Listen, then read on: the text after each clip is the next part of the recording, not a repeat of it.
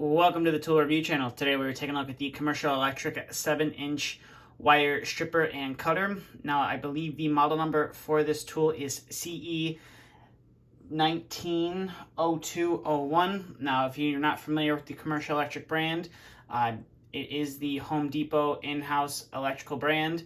So you're going to find these tools in the electrical section, and these just happen to be the wire strippers that they have in their brand. So as you can see on the wire strippers themselves, it has American wire gauge on one side and millimeter on the other side. Not too sure why they decided to put millimeter on one side. Normally this side is for solid wire, and then this side would be for your stranded wire. And you do have two looping holes right there as well, and then you have a little warning on the face of the pliers. It's always wear safety goggles. And the cutter on this tool is only meant to cut copper. You have a 632 and an 832 screw cutting hole right there. And you have a little lock down here, which will keep the pliers closed.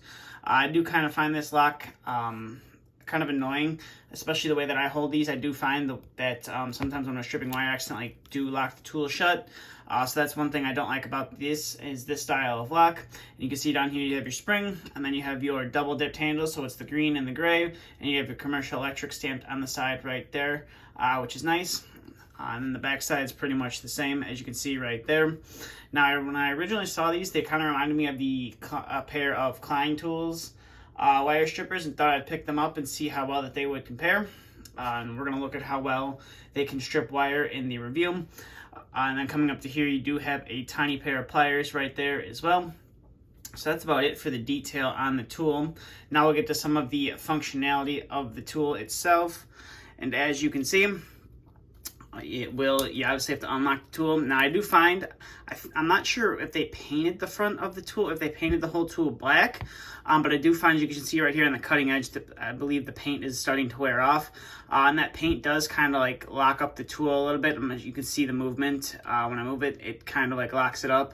It isn't really a smooth motion, as you can see right there. But it does, it does spring open, which is nice.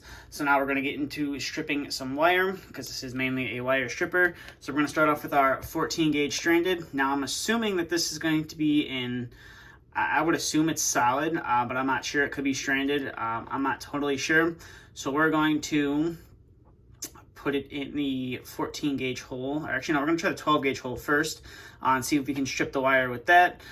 So we'll spin it around one time. And as you can see, I am wrong, so I'm assuming this is for stranded wire, not solid wire. So we're going to bump it up to the 14 gauge hole right here. I'm going to see if we can strip the wire again.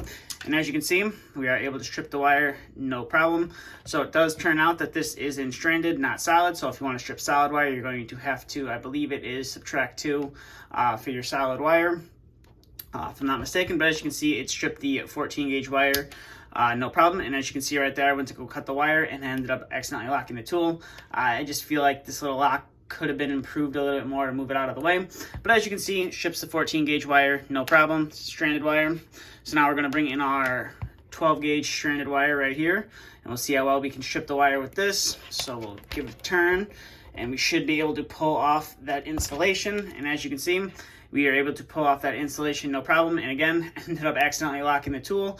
I believe it's just where I like to hold my hand. For some reason, I like to hold my index finger right up here, which ends up hitting the lock.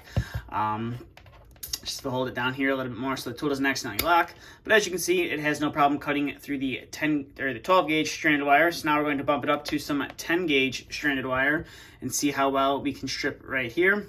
So we're going to go and pierce that out our insulation, and as you can see, we do pull off that insulation, no problem.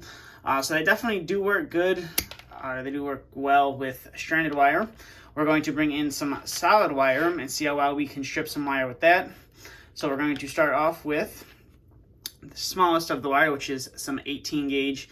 I like to call it thermostat wire because that's really what it came from. It came from a 18.5 wire. I just ended up pulling it out. So this is solid, so I gotta put it up into the top hole, and as you can see, it has no problem whatsoever stripping that thermostat wire or the 18 gauge solid wire.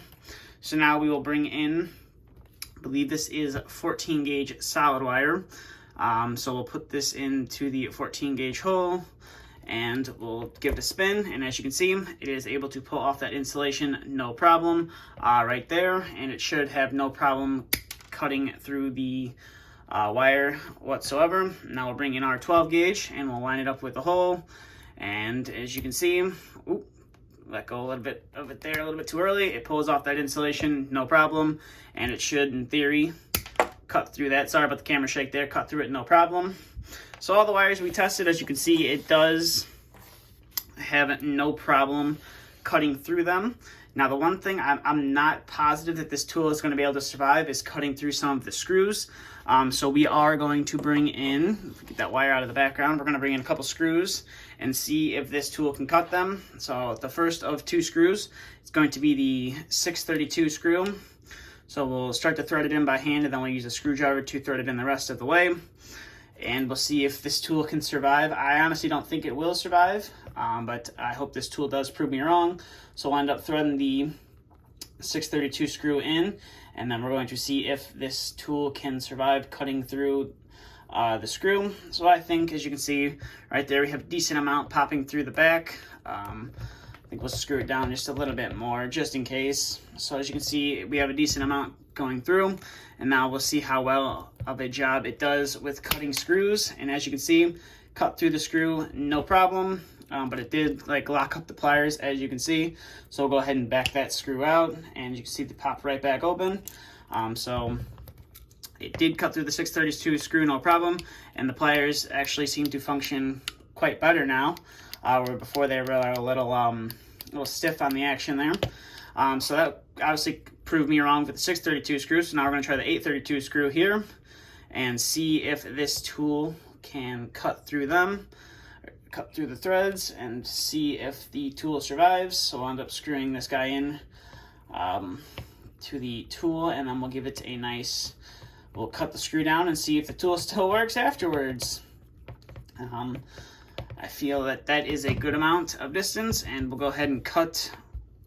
It's going to be a little bit more challenging than that 632 screw, but as you can see, it cut the 832 screw, and we'll back that out and see if the pliers still open up, and they sure do.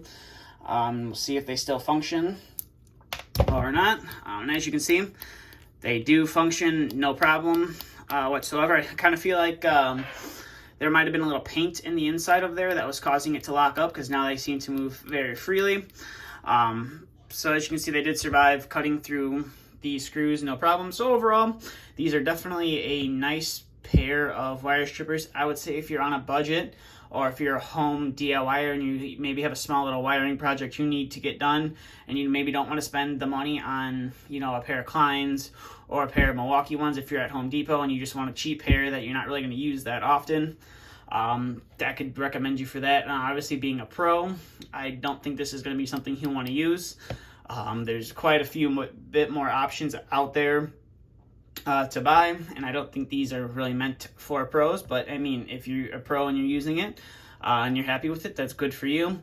I just feel like this is more marketed towards the homeowner. That's just what I think. But overall, I would say it's an okay pair of wire strippers. I could recommend it for someone just starting out, or like I said, the DIYer, or someone that needs to have a small home improvement project done where it involves wire. So you can pick these up at Home Depot. I believe the price on them is like $10, $11 when you add in tax, if I'm not mistaken. Just check your Home Depot's website just to make sure that they have them in stock before you head to the store. That's my only really suggestion about them. And I believe Home Depot is the only place you can get them, since Commercial Electric is their brand. So if you can't find them in the store, go to Home Depot's website and you should be able to order them off of there. But that's all I have for this review, so thank you for watching. If you have any questions, comments, concerns, please feel free to leave them down in the comment section below. And if you are new to the channel and you are not yet subscribed, please feel free to hit the subscribe button if you want to see more content like this. And that's all I have for this video, so if you did enjoy it, please give it a thumbs up as well. It will help out the channel a lot. But that's all I have. Thank you for watching, and stay tuned for the next video to be uploaded.